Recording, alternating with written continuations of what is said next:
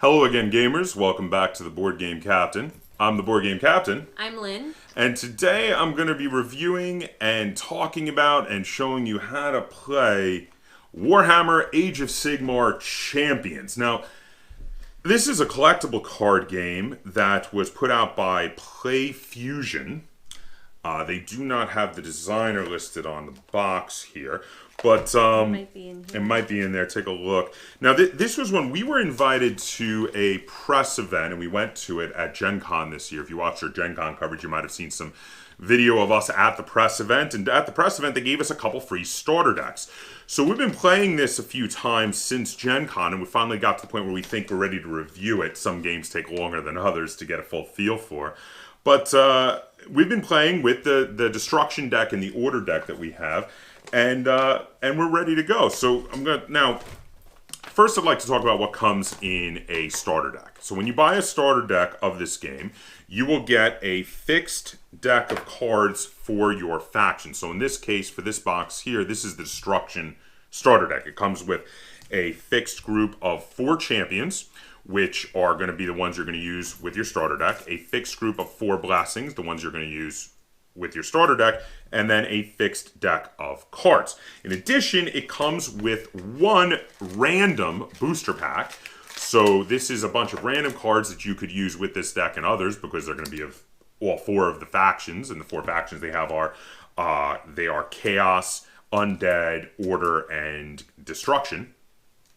This has a mix of cards for everything.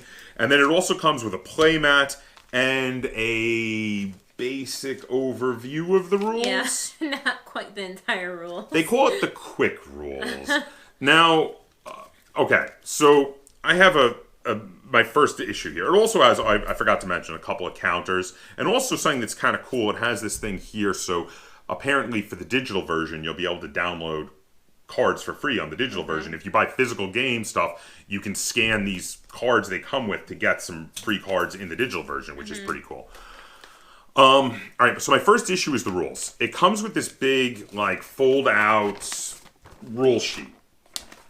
And it's sizable, and it looks like it should be the whole rules, but it's not. So I didn't realize this until we first tried to learn to play based on this, and you can't. There are some key missing rules in here that you cannot play without, and we went online and found out the full rules are online. I read them there, and then it was easy. Then it was like, oh, okay, those things that didn't make any sense make total sense now.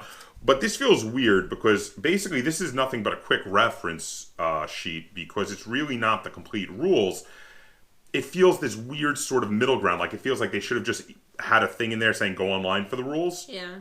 Or they should have had the full rules in the pack. This quick reference version of the rules feels a little halfway done. I don't know. What do you think? Well, I didn't read them, but from the way we tried to learn. we tried to we had like 2 or 3 attempts at playing it and couldn't figure out what we were doing wrong. Yeah, and playing it wrong, and before you went online and read the full rules. And then we were like, oh, okay, this makes all sense. But then once we read the full rules online, the rules online are good. And I do recommend you go there. But this is a bit of a gripe of mine. They should have just put in the full rules in the box. But anyway, that being said, let's take you to the table now, and we're going to run you through a few turns of this and show you how this game plays.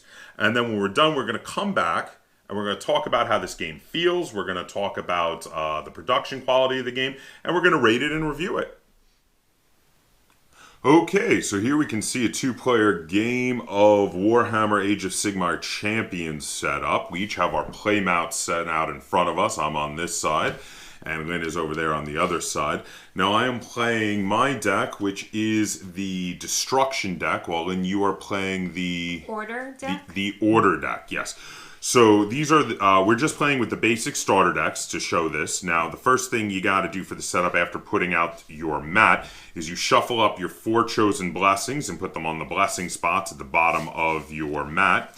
And then you have to shuffle up your deck and put it over here. You also separate out your 4 chosen champions, which, when you're building a deck, are made to a specific point total. But since we're just using the standard decks as they come. We're not going to get into that right now because they're supposed to be roughly balanced in regard to point total themselves. So we've decided that I'm going to be going first, which means the first thing I have to do is place one of my champions on the board. So what I'm going to do is I'm going to place the Auric Boss. I'm going to show him here to the camera real quick. Now the Auric Boss is a fairly basic character, and I'm going to place him right there. Lynn, what are you going to do? I'm going to place Liberator Prime. He doesn't have any special ability. Now, as going second, Lynn has to place two of her characters. Which one will you be placing after Liberator Prime? And then I'm going to place the Knight Heralder, and he can rotate a unit one step forwards. Very cool stuff. So I'm going to place... Now, I have to place two. So I'm going to place the Bone Spitter Shaman here. I'm going to place him over here, and I'm going to place a second Auric Boss over there. Now, Lynn has to place her last two, and then I will place my final one. I'm going to place the Lord Relictor. He, if I heal more than 4 health, he can move units one step backwards. And your last one? Oh, yes. And Vandus Hammerhand. Where if he's removed by my opponent, I deal 3 damage to that opponent. Now, I forgot to mention the special ability of my Bone Spitter Shaman, since Lynn is mentioning all of hers. And this one says, when a highlighted Auric unit has support 2, I get to increase this champion's damage done with spells by 3. And the symbol shows that it's a Auric unit on either side of him. So it would be a unit that is either here or here. If either one of those has support 2, he gets to increase his damage done. My final champion that I'm going to be putting out is this character here. This is the Mega Boss on Maw Crusher. Now, his ability is that when this champion removes one or more highlighted units, I get to gain an additional action this turn. And now the highlighting down there, what that shows is the red all across all 4 spaces there means any units in any of these 4 spaces. These don't really refer to the spaces right in front of him because that would be on my side of the board. Red means it's on my opponent's side. It's really the entire lane. Just like with the Bone Spitter Shaman, who just shows a green space on either side of him, that means either of the units that are in either lane on either side of him. And the units actually go up here, not down here. These are where the champions go. So now that we're totally set up, we're going to draw our cards and start. The first player gets a 4-card hand, while the second player gets a 5-card hand. And we're going to be ready to go. We have to do our life. Yes, so thank you for reminding me. Our life will be 30 plus or minus the red symbols on our areas here, which I have a +1, 2, 3, 4, and then a -1. So -1 goes down to 3, which puts me at 33. And what are you at? I have 32. 32. Okay, so we're very similar in our life totals. So now on my turn, first thing you would do is anyone with a smooth rotation, which these guys do not, it would mean a circle in the top left corner. Now these guys here have what's called a clunky rotation. It is not a full circle. They only rotate under certain conditions, which have their symbols in those areas. We'll go over them when they happen. But smooth rotations would automatically turn, but there's nothing out there right now for me that would do that, so I'm going to go right into doing actions. And I get to do up to 2 actions, which can be playing a card from my hand, or it can be activating a heroic ability, but you can only activate 1 heroic ability per turn. Then after that, I'm going to move on to my draw phase, where I get to draw a number of cards equal to the number of actions I did not use. So let's see. I'm going to start with... Okay, so for my first action, I'm going to play the Pouncing Wolf Rider. This is the Pouncing Wolf Rider. Now, there is no cost to playing these cards. You just play them per your action. Now, he starts with an X in his top left corner with a smooth rotation. Smooth rotation means that he's going to get to rotate automatically counterclockwise every turn. Now, with the X, though, it means that nothing will happen the turn he is played because there's an X there. But in future turns, he will get to do some damage, and he has an ability that he says when he damages your opponent, you gain additional actions this turn based on how much damage he does. So in the future, when he will do 1 damage on the next turn, when that's in the top left corner, I'm going to get an extra action with him. But for right now, he just comes out. He's not going to actually do anything. So for my second action, I'm going to pass it so that when I go to my draw phase, I'm going to get to draw a card, which I then do, and I am done. My first action, I am going to put out a spell. Okay. Now, spells have blue borders and can only be played on wizard characters or war wizard characters, which have a half red, half blue. We don't have any of those out. We each have 3 warriors and 1 wizard. Wizards can play spells. Warriors can play units. And there are some action cards that can only be played by a specific type, but they'll mention that also. So what is your spell you played? It does damage to my opponent, and I gain that same amount of health. It doesn't do anything until the 3rd rotation. And then how much will it do in the 3rd? It will do 4 damage to you, and I will gain 4 health. So this is one of those where it's a big build up for then a huge payoff at the end. It just takes a while to build up. And then my second is I'm going to play a Stormcast unit over here. Okay. Which will make him turn. Now, let's show why that happens. So, and I forgot, on my turn, I played any unit here, so he should have turned it. Let me show you why that is. Now, these are clunky, which means they only turn when what this symbol means is fulfilled. This first one here says whenever I play a unit, he gets to turn. So the first unit I played should have turned him, so he should be turned 90 degrees counterclockwise. The next one shows that I would have to play an Auric unit. The next one after that shows that I would have to play an ability card used with this champion. And the final one is any unit. So he should be turned 1 to the left. But now why don't you show why it is that allows you to turn your champion? This symbol in the top corner is a symbol for Stormcast. Which means that since you played a Stormcast unit... a Stormcast unit. So you get to turn him. So now what is the Stormcast unit you played? It's the Strike Force Liberator. Okay. He does damage according to my opponent, according to the circles. But the damage is increased by 2 if they have 20 or more health. Oh, wow. So he's really good early game then, isn't he? Yes. But it won't start until the next one because he starts with an axe. Okay, so that was your 2 actions. Are you done? Yes. Okay, so my turn. Now, to start off my turn, I'm going to be turning in my one thing with a smooth rotation now. So you turn him, and then he's going to get to do 1 damage to my opponent. Now, in addition, his ability is going to activate, which means I'm going to get an extra action this turn. I now have 3 actions, which is pretty freaking awesome, actually.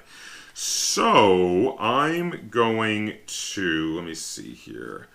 I'm going to start by...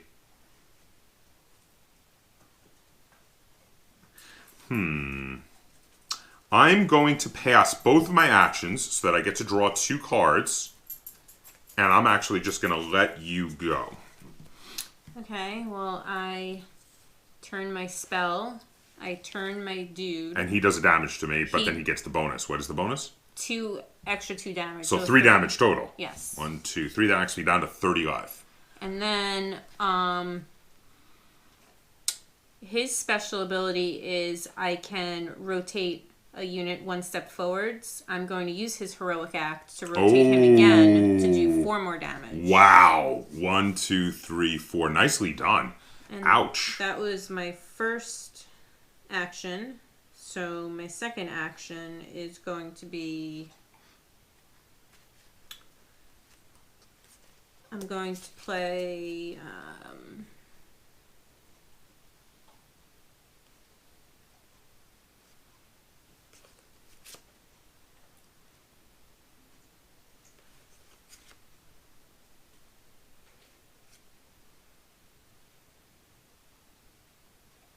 I'm going to play the Long Strike Raptor. He's a unit. His special ability is that he does damage to my opponent, and it's increased by 2 if the champion is disengaged. So I'm going to play him over here. And I am disengaged. Yes. It's increased by how much if I'm disengaged? By 2. Wow. Okay. Brutal. So you're off to a good start while I'm having a little trouble over here. So this gentleman here is going to rotate and do nothing for me because he hits to another X there on the top left. And then I've got to get some stuff going on. So I'm going to drop, for my first action, I'm going to drop a Mystic Shield spell, which allows me to reduce, based on its number, that much damage coming from all targets, friend or foe. I'm going to drop that right here, which in its first full turn will be reducing 2 damage from all targets, friend or foe. So hopefully that'll help to stem the tide for just a little bit and give me a little more time to get some stuff going. And I'm going to pass my second action and draw another card. Yes, I'm finally getting the stuff I need. So it's your turn. Okay, so he's going to rotate and then go to the discard. Mm-hmm.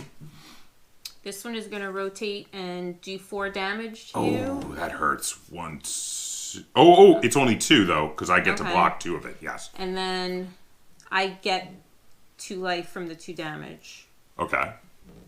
And then he's going... Oh, and you gained life, so doesn't that mean he gets to rotate? It has to be for... Oh, yes. He rotates. Okay.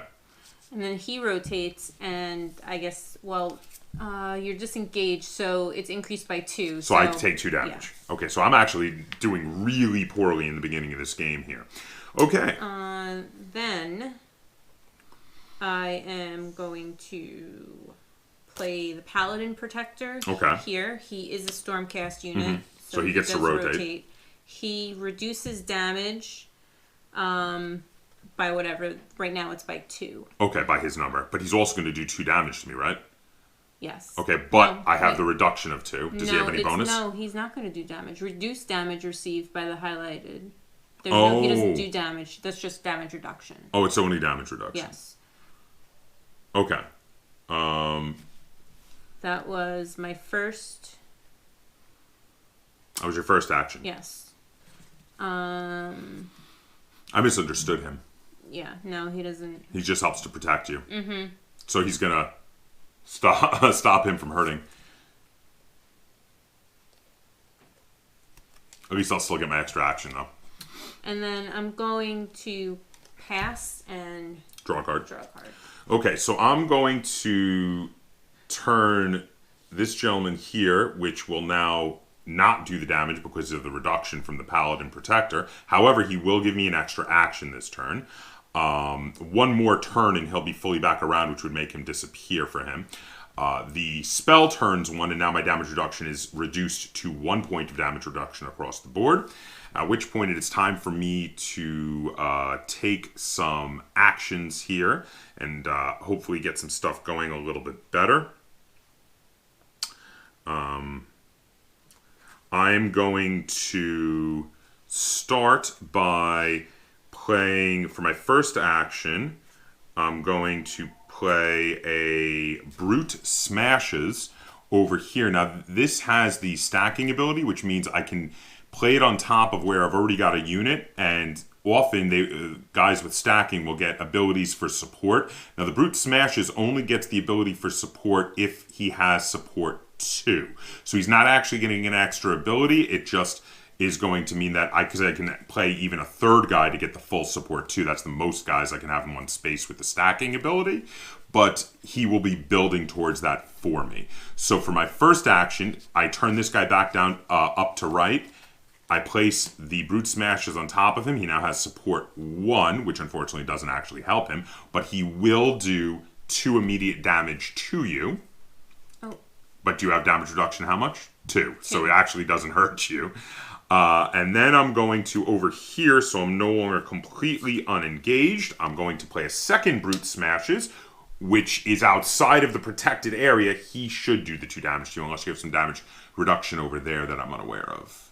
No. Okay, so I will do 2 to you, and that will also reduce the damage coming at me from that guy who's been really messing me up. For my third action, because I had the third action still from those goblins over there, I'm going to pass it so I can draw a card, and then it is your turn. Okay, so the Paladin Protector turns. He's now only damage reducing 1. My spell turns and goes to the discard. No, Was this guy turned? He was about to turn to the X. He's turned there. And let's see. I'm going to pass both and pick up 2 cards. Okay. So on my turn, I'm going to be going from left to right to turn these. So this guy here turns and causes 2 damage. This one here turns and gets discarded, because when it turns, it will have nothing in the top left corner, which means it expires. This guy here turns and does 2 damage, but I think he's still got a damage reduction 1, so it's only 1 damage, yes, because this guy here has the damage reduction 1 right now. And now it is my turn to take some actions, and I got 2 actions that I may take.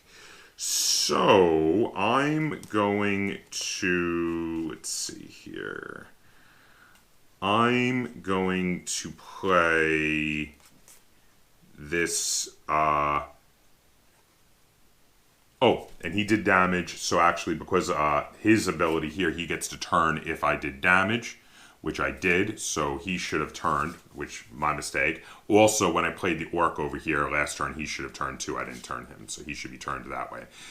I am messing up a little bit of this tutorial, I apologize. But yes, this symbol here is when I play an Auric character, which I did play an Auric character. Me too. Did you mess one up? That's the damage. So you should turn yours also. So we're just fixing it now. Apologies, sometimes it's a little tough to remember, but turning is very important because when these guys turn fully around, you're going to get to use their blessing underneath. So it is important to remember these. But we play for fun, so we let each other catch up when we miss one of these. So I'm going to play for my first action. I'm going to play Invigorating Chant, which is a spell that allows me to gain health back. In this case, it lets me gain 1 health back, so I go up to 23. The gaining health is the triggered for his first turn, so I'm going to turn him 1 to the left.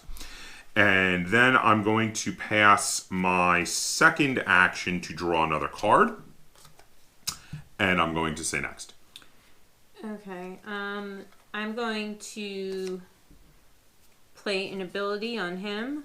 Mm-hmm. I gain 1 health, and I increase it by 2 for each highlighted Stormcast unit. And you got 2. So I have 2. So that would be 5 health, and that goes directly... It's just a 1 use and then gone, huh? 3, 4, 5. You're almost at max health. Wow, you're doing good over there. And then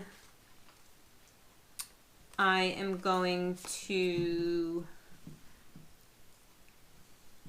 I'm going to play it on him. It's the piercing shot, which does 3 damage. Okay. And that will make him turn. Because it was a damage. It's 3 damage, you said? Yes. Now it is going to be the full 3 because my damage reduction has left the board. 1, 2, 3. So I'm back down to 20. So are you all? Is that all of your actions? I forgot to turn my guys. Oh, so he should be gone. He goes away. And he does what? 2 damage? Yeah. Okay. There we go. There's a lot going on with this. There is a lot going on in this game to keep track of. So you're all done? Yes. All right, so beginning of my turn, I'm going to try not to forget things.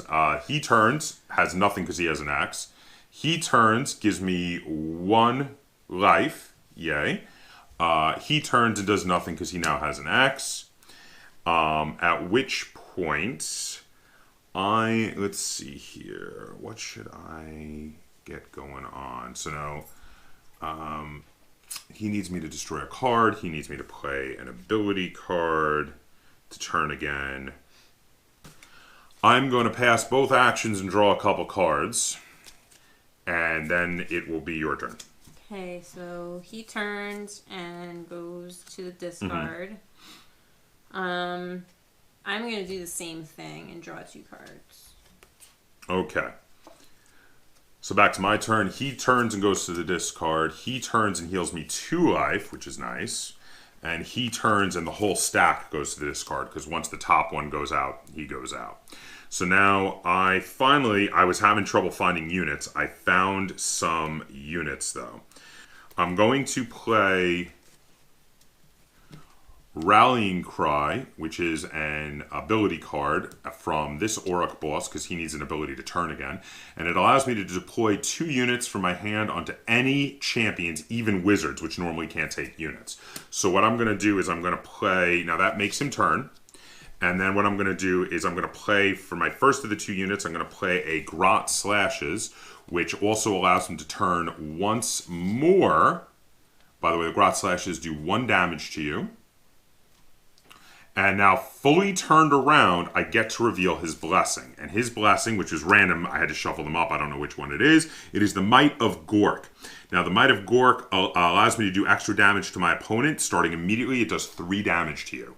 And as it turns, it will keep doing damage. This is actually a really powerful blessing, because total, it will do 9 damage over its turn. That's actually a really good offensive blessing. For my second unit, I'm going to drop a Stomping Maw Crusher, and I'm going to drop him over here, which will not activate immediately. He's another slow burn. First 2 don't do anything, and then he gets a 2 damage and a 3 damage. And damaging Rend, he has Rend, and it says damage to your opponent. The highlighted champion cannot deploy units. So he gets the Rend ability, which says that damage ignores damage reduction effects, so those things that would have removed damage. So any damage he does is with Rend, so it ignores that. And in addition, that guy straight across from him is not allowed to deploy units while he's here. Okay. Now, also, he lets this guy turn. And this is a basic idea how the game works. You're trying to play the right abilities to get your champions to turn around. And the main reason you want to get them to turn around is because if they turn around in a complete circle, you get to bring up a blessing. Blessings can give you all sorts of interesting abilities, from destroying cards, to gaining life, to doing damage, and they are incredibly powerful. Now that he's turned around, if he turns around completely a second time, because by then this one will almost certainly have turned completely around, and when this comes completely around, it will flip back face down. If I turn him around a second time, he can flip it up again and go through it all again. And the object of the game is to build up your damage-dealing engine of sorts here until you are able to get your opponent's life total all the way down to 0. Now, there's quite a bit going on here, but this feels very different than a lot of other games. Let's head back over, and we're going to talk about how this game feels, and we're going to review it and rate it. Okay, welcome back. That was how you play a game of Warhammer Age of Sigmar Champions. We had a couple of little mess ups while playing it, but there's a lot to keep track of in this game with all the turning and and what things make some things turn. So we do find in a lot of our games we have to go back and do that. And I mean, unless you're playing super cutthroat, you should probably try to let your opponents do that. We do. Until you get really well versed in this game, you're not going to remember all the stuff. Though there is the electronic version, which will probably do all the turning for you. So that'll make it a lot easier. We haven't tried the electronic version yet, but I understand that all these notches, I think, are so you can scan. There's notches? Yeah, there's these little notches in the sides. I think that's so it can recognize the cards and scan the specific cards in. So any cards you buy, you'll be able to use in the electronic version, which is kind of neat. You see all the little notches? Yeah, I see them. So I think that's kind of almost like a QR code. Okay. It's kind of weird. Now, what are your thoughts on this game? I think it's very busy. It is very busy. There's a lot going on. It's a bit too busy. I might disagree with you on that, but go on. You mean for what it is, or just for me? Just for you. It's too busy for me. I mean, I understand. Like you forget to do some things like the first game or two, but yeah. Like this is just I'm just continuously forgetting to do things. Turn your heroes and such. Yeah. But now, okay, but on the other side of things, in regard to how interesting the mechanics are. Okay, so when we went to go play this game the first time, I was like, oh, it's probably going to be like another Magic the Gathering clone. And it's really not. I mean, it's, these mechanics are very interesting. It feels far less like a war and far more like these are gears in a machine that you're building. Like each one, like you're like, okay, so I place this down and that turns this gear, which lets me do that.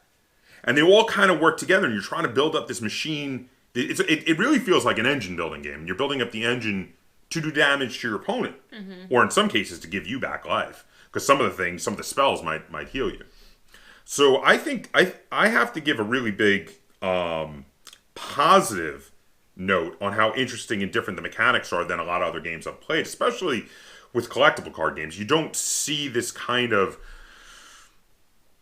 more advanced sort of concepts in a lot of collectible card games. Usually collectible card games are fairly basic and straightforward. A lot of them are just like, you play these things to hurt your opponent. It's not these sort of timing and turning sort of mechanics, which are really different. I mean, what are your thoughts on now? I know you said it's really busy and you think maybe there's a little too much going on, but you got to have some respect for the design. Well, yeah. I haven't ever played a collectible card game like this that has the turning things. I understand that Play Fusion has made another one that's similar, but we haven't played that. Mm-hmm. Yeah. I'm sorry, I didn't mean to cut you off. Well, I was sort of done anyway. It's okay. I mean, I've never played anything like that mechanic wise. Mm-hmm. So I guess good for them for coming up with something new instead of just regurgitating all the CCG things that we see all the time. Yeah, instead of just being like a clone of Magic the Gathering. Just slapping Warhammer on something. Yeah, or being a clone of Pokemon. They could have done that. They could have just slapped Warhammer on a generic game. Yeah. You know? And counted on the IP to sell it. Yeah. But they didn't. They came up with a very different game. Now for me, I've got a lot of like conflicting feelings about this game. So for everything that I have that's positive, I have something that's maybe not as positive. And it's weird. So, like, for production, these cards are great. They're thick. They have this weird, like, texture to the back. It feels... it helps for the shuffle. It's not quite... it's not a... I don't know if it helps with the shuffle. It does, because I've noticed it does. It helps with the shuffle. It helps the cards slide. The way you shuffle. And also... the way I shuffle, I tend to... They tend to go flying. They all have spot optics on the back. That those like, a little bit of shine over the letters, which is really nice. I mean, the artwork. They've got all this... I mean, they had lots of artwork from the ages of artwork made for Warhammer Fantasy and Warhammer Age of Sigmar to fall back on. So most of it looks very beautiful, lots of great artwork. But then once in a while, they'll have a card like this one. It's just black and white. where they used a bit of artwork that was inside an old rulebook and was black and white. And I mean, it's a nice bit of artwork, but it's black and white. And when you have this next to all these lovely full color bits of artwork, it looks strangely out of place.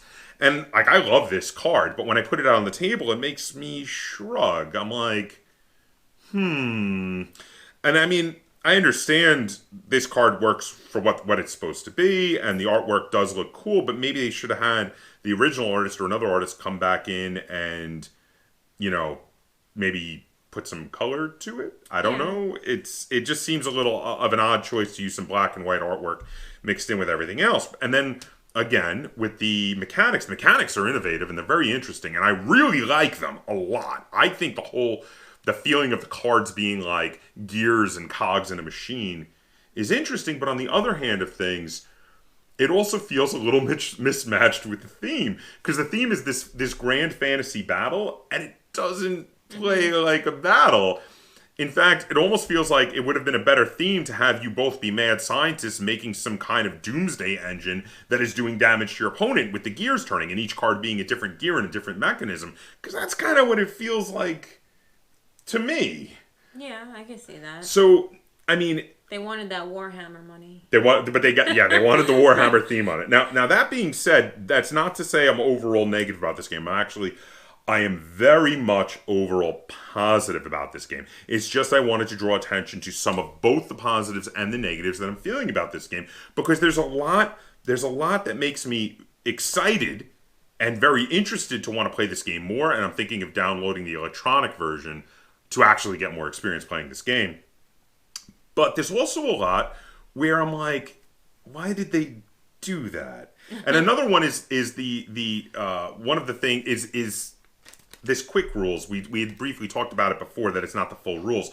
So they've got these symbologies for showing if a card affects certain rows, maybe only its own row or adjacent rows.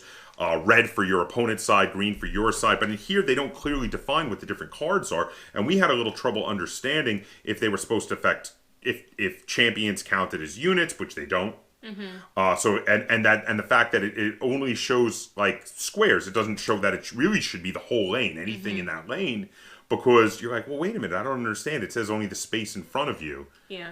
And in here, that was very confusing. And again, that's all cleared up by the online rules. Which, yes, definitely, if you're watching this, read the online rules. It clears up a lot. I don't know, where are you at point wise with this game? Do you want to rate it first or second? What do you think? I don't know. Okay, I'm going to give it. Well, I'll go first then. Okay. Okay, I think I know what. I've been thinking about this a lot, and I've gone back and forth on this, and I'm going to settle on 7 out of 10 stars. Now, that is a very positive score. 7 out of 10 stars means I like it and I'll play it anytime. And it's why I'm talking about wanting to download the video game version. Again, because I can upload all of the cards we already have for it. Mm-hmm. And then get more cards and upload those too. And I'll have them both in physical and in video game version. And that's going to be really cool. I'm interested to check that out. And also because in the video game version, it's going to keep me from forgetting things. And maybe that'll help me to remember when I play physically. It'll remind me for doing that. And I do want to explore this game more. Now, there are some things I mentioned that were negative, but those mostly were nowhere near as negative as how positive I am about the mechanics. I really like how this feels like an engine building game. I enjoy the whole, I love these things like this where you have to have them out for a while and it gives your opponent time to get rid of them. But if they don't, suddenly there's this huge payoff at the end. Mm-hmm. This chariot here, it has 2 turns of nothing and then it does 8 damage to your opponent, which is crazy. It's like a time bomb waiting to go off. You're like, haha, time bomb. Next turn, nothing. Next turn after that, boom. And that's cool. That is really cool. So for all that, even with the negatives did bring it down a little bit for me. But with the negatives, I still want to give this a very positive score because I do enjoy it. And if you are a fan of collectible card games and you are a fan of the Warhammer Age of Sigmar universe and you want to play a good collectible card game in that universe, this is probably, and they've tried it a few times. They've had previous collectible card games in that universe, and they weren't very good. This is probably the best Warhammer Fantasy or Warhammer Age of Sigmar collectible card game yet. I think it's really fun, and I do recommend it. If you think the mechanics sound like fun and you think they're interesting, give it a shot. But what's your opinion? Because I think you're not as positive as I am. No, I do appreciate the new mechanics, the innovation, and everything, but ultimately, I just don't really enjoy playing this game. I don't know if it's just because it's too much going on. Because I mean, we used to play Magic. Yeah. And I mean, I liked it. I played it for years, but then it got to the point where they kept adding things. And, they kept adding all these new mechanics and these new abilities, and I guess I was overwhelmed, and I just stopped playing. And I guess this is like that. It's overwhelming, and I don't like it. Okay. So are you saying it's too fiddly, then? There's too much going on? There's too much going on for me. And I know that's me. It's not the game. Okay. Because obviously people still play Magic, But I think for me, it's a 5. Just because I don't really ever want to play it again. All right, so but it's not a bad game. It's literally just not for me. All right, so 5 is mediocre. It's not bad. It's not positive. It's mediocre. It's middle of the road.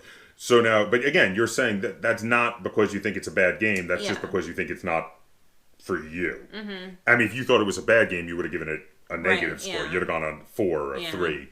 But instead, you're giving it a 5 just because it's not for you. Yeah. Well, there you have it. So, and again, not every game is for every person. So this game is not for Lynn, which means I'm probably going to have to download the electronic version if I want to keep playing it. And I kind of do. I want to mess around with it more. I want to grow my destruction army a little bit. And I want to try out some of the other cards. Some of the cards I looked at in the packs look really cool, and I'd like to try them out. So I may need to get a little more and mess around with it a little bit and give it more of a try. But yeah, I'm going to give it a 7 out of 10 stars. Lynn gave it a 5 out of 10 stars. There you have it. That is a 1 thumb up, 1 thumb neither up or down. Just kind of in the middle of the road there from us here at the Board Game Captain. If you have any comments, questions, or concerns, either on this video or on the game Warhammer Age of Sigmar Champions, feel free to put them in the comments down below. And if you enjoyed this review and tutorial and you'd like to see us do more like it, be sure to give it a like. Share it on all forms of social media. And if you haven't already, please subscribe to the Board Game Captain. That's Captain spelled with a K on YouTube. And hit that little bell icon on my channel so you get updates every time I upload a new video. And until next time, game on.